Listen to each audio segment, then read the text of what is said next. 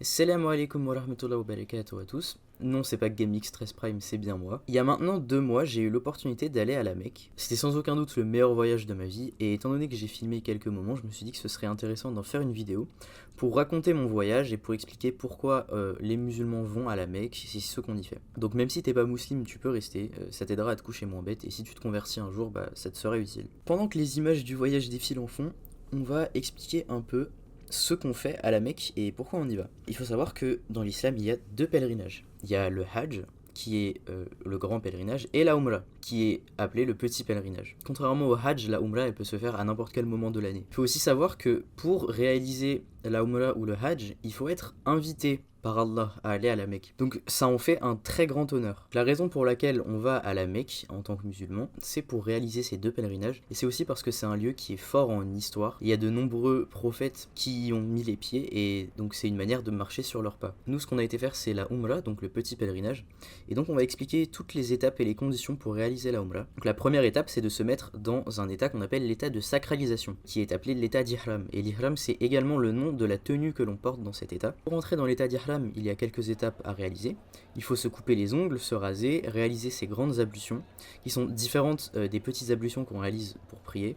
Elles sont plus complètes et elles concernent le corps entier. Il faut ensuite porter la tenue d'Ihram, comme je l'ai dit, et il faut formuler son intention. En état d'Ihram, il y a certaines restrictions à respecter, notamment le fait qu'il ne faut pas porter de vêtements ou d'accessoires cousus, pas de parfum ou de gel douche qui ont de l'odeur, et on doit se découvrir la tête. Les lieux où on se met en état d'Ihram sont appelés des miqat.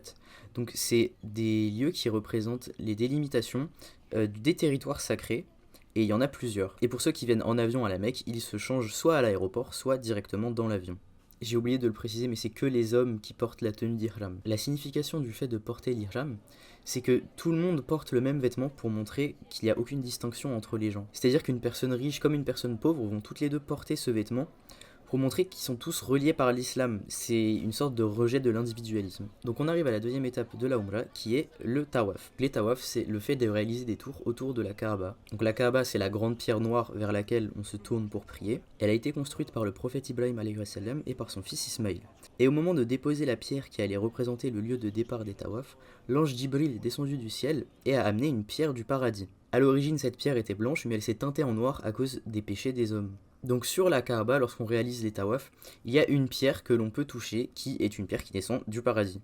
Donc la Kaaba, elle a une sorte de rôle de centre spirituel pour l'islam. Tous les musulmans s'y rendent et elle attire les musulmans en quelque sorte. Donc une fois les 7 tours réalisés, pour mettre fin au tawaf, on doit réaliser 2 unités de prière. Les tawaf, ils ont une signification plutôt importante dans l'islam, parce que le fait de tourner dans le sens inverse des aiguilles d'une montre, c'est une manière de sortir du cycle des banalités quotidiennes pour se recentrer sur soi et sur sa religion. Personnellement, j'ai trouvé que ce moment était littéralement magique, il n'y a pas d'autre manière de le décrire. Le sentiment est vraiment surnaturel. On a l'impression que plus rien n'a d'importance, tous nos problèmes et tous nos tracas disparaissent. Franchement, pendant mes tawaf, j'ai failli chialer plusieurs fois, mais j'étais trop concentré sur le fait de protéger ma mère et ma grand-mère pour pas qu'elles meurent étouffées. C'est probablement le moment où j'ai été le plus heureux dans toute ma vie. Donc une fois les tawaf terminés, l'étape d'après, c'est de boire de l'eau de Zemzem. Qu'est-ce que c'est l'eau de Zemzem? C'est de l'eau qui vient d'une source sacrée. D'après le prophète Mohammed sallallahu alayhi wa sallam, c'est la meilleure eau sur terre, et elle a de nombreuses propriétés curatives et une histoire particulière. Le prophète Ibrahim et sa femme alayhi wa sallam n'avaient pas eu d'enfant à un âge avancé, et donc cette dernière lui offrit une servante pour être la mère de leur descendance. Cette servante mit au monde Ismaïl, le fils du prophète Ibrahim alayhi salam, et devint la deuxième femme de ce dernier.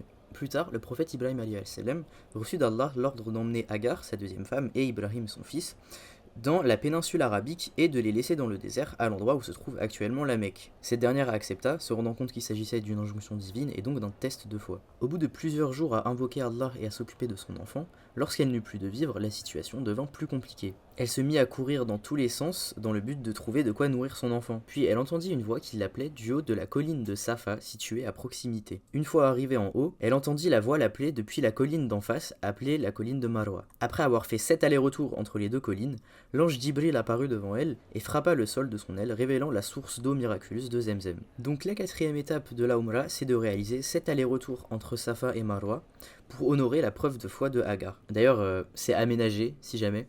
Et moi, avant d'y aller, je pensais qu'on allait vraiment marcher du haut d'une colline au sommet de l'autre colline. Personnellement, j'ai trouvé ce moment super agréable, c'est juste très calme et on marche avec ses proches, on prie et on profite d'être dans le meilleur endroit sur Terre. J'ai trouvé aussi magnifique le fait de voir des gens qui viennent de partout dans le monde et qui sont tous unis et rassemblés par l'islam. D'ailleurs, pendant les allers-retours entre Safa et Marwa, il est recommandé pour les hommes d'accélérer le pas sur une certaine distance. Et cette distance, elle est indiquée par des lumières vertes. Et vu que moi je suis un gros gamin, j'ai juste tapé des énormes sprints. Une fois les 7 allers-retours réalisés, la Umrah est terminée. Enfin pas tout à fait. Il faut d'abord mettre fin à l'état de sacralisation en se coupant les cheveux. Pour les femmes, c'est de la longueur d'une phalange, et pour les hommes, on a le choix entre couper un peu comme les femmes, ou tout raser, ce qui est préférable car c'est la sunna du prophète. C'est-à-dire que c'est ce que le prophète Mohammed sallallahu alayhi wa sallam avait l'habitude de faire, donc en tant que musulman, c'est important de suivre ses pas. Et moi, je fais pas les choses à moitié, donc j'ai coupé un petit peu. Soyez pas déçus, on avait prévu de faire une deuxième Umrah 2 jours après, donc on m'avait dit de garder de la longueur pour avoir de quoi couper après la deuxième Umrah. Donc le crâne chauve, ce sera dans 2 minutes. Alors ça, c'est les chats du bled, et ce qui les différencie des chats en France, c'est que les chats en France, quand tu les appelles, ils te regardent même pas.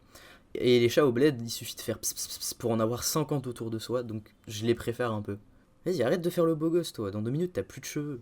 Ça, c'est un KFC, et j'étais plutôt choc-barre de voir qu'il y avait un KFC juste en face de la Mecque.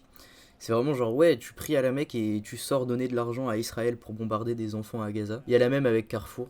Et il recommence en plus, tout le monde s'en fout de toi, on veut juste voir ton gros crâne rasé. Pour réaliser notre deuxième Umrah, on s'est rendu à Mesjid Aïcha, qui est pas exactement un miqrat, mais qui représente la limite du haram pour ceux qui sont dedans. Une fois là-bas, on a réalisé 2 unités de prière pour exprimer notre intention de refaire une Umrah. Ce qui est bien, c'est de faire une Umrah pour des proches qui peuvent pas se rendre à la Mecque. Donc mes parents, ils ont fait pour leurs grands-parents ou leurs parents qui sont décédés, et moi j'ai fait pour mon cousin qui est décédé il y a quelques mois avant de pouvoir s'y rendre. J'ai oublié de le mentionner, mais entre le moment où on se met en état d'ihram et le moment où on arrive devant la Kaaba, il faut réciter la Talbiya. C'est une prière qui exprime la dévotion et l'intention de réaliser le Hajj ou la Umrah. J'ai rien à rajouter sur la deuxième Umrah, elle s'est très bien passée comme la première. Et donc pour y mettre fin, on a fait un tour chez le coiffeur. Oh là là, oh là là. Oh, j'attends ce moment depuis que je suis né. Ça commence. On va voir les cheveux défaits. Je serais... Non. Non. C'est du content. Oh là, c'est. Regardez comment ils tombent vite, les cheveux. Ah, dis-lui, lui laisser comme ça. Là, comme ça, c'est parfait en vrai. Regardez son crâne, comment il est tout Ouais, brillant. je vois très bien. Hein. Oh, le crâne. Dans la tête de terroriste. Eh, tu vois, genre, Docteur Eglin.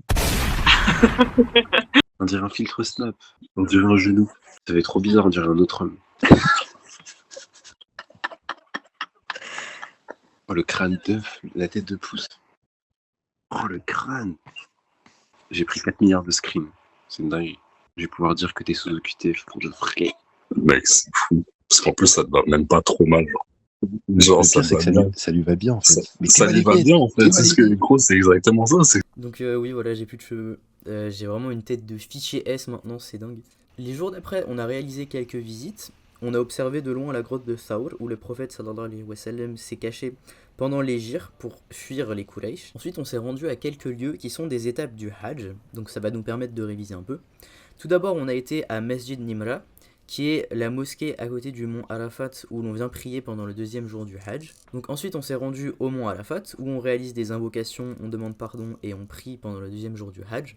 On n'a pas pu monter par contre. On a également observé de loin le lieu où le prophète Ibrahim alayhi salam a reçu l'ordre d'Allah de sacrifier son fils Ismaïl, qui a donné lieu à la tradition du mouton. Et ensuite on est passé devant Mina, qui est le lieu où il y a des tentes où les pèlerins dorment et passent beaucoup de temps pendant le Hajj. C'est également là-bas qu'ont lieu la lapidation des piliers, les 4e, 5e et 6e jours du Hajj. A partir de ce moment-là, j'ai plus trop filmé parce que j'étais tombé malade et qu'on passait la plupart de nos journées à aller au haram pour prier et lire le Coran et à rentrer à l'hôtel ensuite. Et donc c'est là que notre voyage prit fin. Et non, c'est une blague, parce qu'on a été à Médina évidemment. Donc c'est important pour les musulmans de se rendre à Médina, tout simplement parce que le prophète sallallahu alayhi wa sallam y a vécu. Également pour aller à Mesjid al-Nabawi, qui est la mosquée du prophète Mohammed sallallahu alayhi wa sallam. On peut également y réaliser la Rawda, qui est le fait de prier et de faire des invocations dans une zone située dans Mesjid al-Nabawi, qui est considérée comme un jardin du paradis, et qui est situé pas loin du tombeau du prophète Mohammed sallallahu alayhi wa sallam. Le sentiment à Médina, il est un peu différent de celui à la Mecque. C'est pas exactement la même sensation, mais on s'y sent quand même bien. Là, il y a quelques contrefaçons que j'ai pu observer dans certains magasins.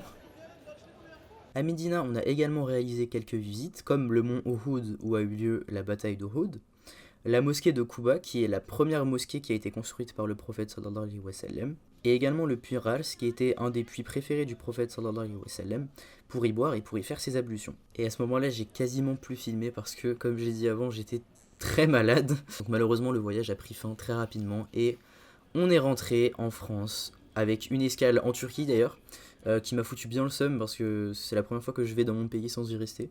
Voilà, je pense que c'est plutôt clair là qu'on est en Turquie. Ça c'est mes parents qui s'amusent pendant le vol. J'ai vraiment une tête de fichier, c'est dingue. Et ça c'est moi qui fais un dégradé à un mec dans l'avion. Et voilà, on est malheureusement de retour en France. J'avoue que passer de prier à la Mecque à prier dans ma chambre, ça fait un peu mal. Mais bref, j'espère pouvoir y retourner un jour, Inch'Allah. Et je vous souhaite également d'y aller, parce que c'est vraiment le meilleur endroit sur Terre. Et je vous fais des gros bisous, prenez soin de vous, et salam alaikum.